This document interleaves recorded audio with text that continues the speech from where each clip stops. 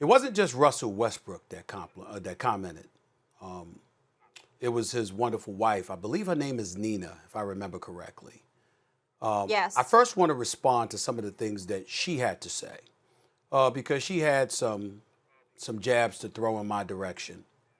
Let me say to Miss Nina Westbrook, by all accounts, a wonderful woman. Nothing changes that. I appreciate her comments more than she realizes. If anybody's expecting me to go at the wife of an NBA player, if you talk about somebody being absolutely defenseless, I'm not going after anybody's wife, anybody's family members, anybody's mamas, or anybody like that. I'm not doing anything like that. I respect them all and I respect her. And I want to applaud her, because guess what? If I get married someday, I'd want my wife to come to my defense like that. My lady, I'd want her to come to my defense like that. I don't care who it is. So I applaud her coming to the defense of her husband. And for anybody out there that thinks that I have a problem with her based on what she said in defense of her husband, I do not. I have nothing but respect for her. She was a basketball player at UCLA, if I remember correctly. She knows a thing or two about basketball. She's also a businesswoman. I believe she's a licensed therapist as well, if I remember correctly. So this is an accomplished woman and a sensational woman by all accounts. And I think everybody should look at her and be proud that she would stand up for her man the way that she did. I know that any woman that's in my life, I would want them to stand up for me. So I applaud her for that, and that's all I have to say in regards to what she had to say about me, because she is no fan of mine, and based on my comments yesterday, I don't blame her. Having said all of that, respectfully, it does not matter to me. I stand by everything that I said yesterday. And what I would ask her, and I would ask Russell Westbrook, I would ask friends of Russell Westbrook's, teammates, contemporaries of Russell Westbrook, people in the NBA community or whatever, I would ask everybody to go back and look specifically at what I've said about Russell Westbrook, not just yesterday, but his track record. What did I say about his track record? This is a sensational athlete, the most athletic point guard in the history of basketball, destined for the Hall of Fame. I said all of those things. But you've come up short. You were with Kevin Durant when you had a 3-1 lead, and you lost it to Steph Curry and the Golden State Warriors being up 3-1. Kevin Durant departs. We got on Kevin Durant for leaving you high and dry. The next 3 years, you get bounced out in 5 by James Harden in Houston. You get bounced out in 6, if I remember, by Donovan Mitchell. You get bounced out in 6 by Damian Lillard, who not only dropped 50, but waved goodbye to you after hitting that long 3 over Paul George. That's what happened. Then you go to Houston last year, and what happens? You fall in the playoffs, albeit to the Lakers. That's what transpired. And now you're in Washington, D.C., with Bradley Beal as your somebody turned down because they got an echo in my ear. I'm sorry. But now you're teammates with Bradley Beal in Washington, D.C. You're 13 games under 500, and everybody wants to talk about your numbers.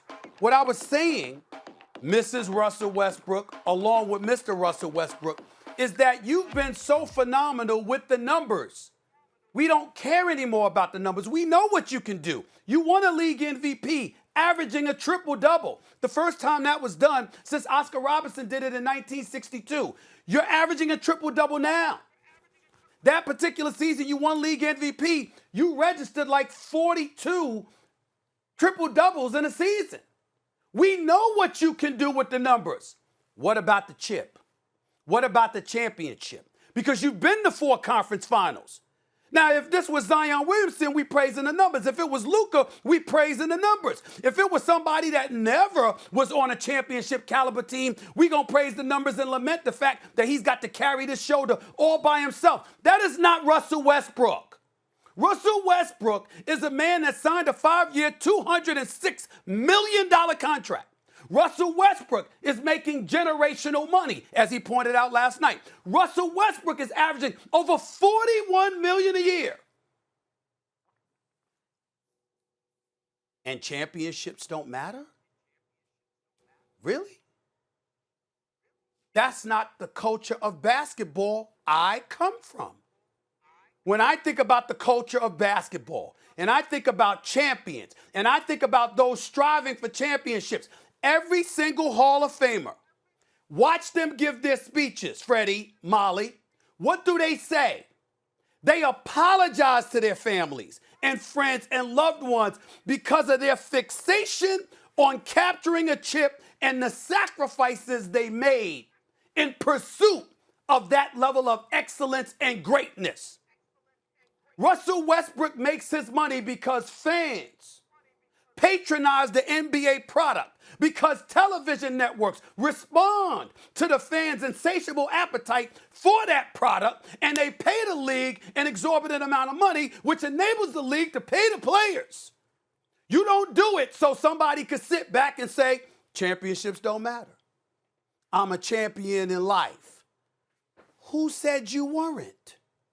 Russell Westbrook from Long Beach, California.